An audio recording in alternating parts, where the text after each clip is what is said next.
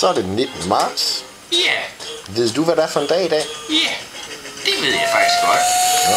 Det er mor Bentes fødselsdag. Ja, det er det nemlig. Hvad, er det et bøftog, du har der? Ja, det fejrer vi herhjemme. Okay. Med masser af bøf og banæs. Og med flag i. Ja, det kan jeg se, der er stil over det. Men hvad med lavkager, kakaoer og den slags? Ej, det bruger vi ikke herhjemme. Det er sådan noget hokus pokus. Det er sådan noget med nogle hurtige kulhydrater. Det holder ikke. Okay. Det holder altså ikke, når man skal være i lige så god form som mig. Nej. Måske okay. for dig, men ikke for mig. Okay, klart nok.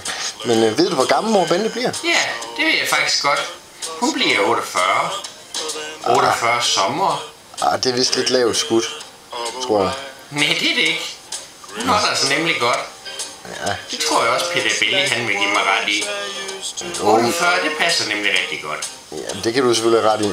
Ja. Nå, men nyd din bøf og skål for Bente, og vi ses.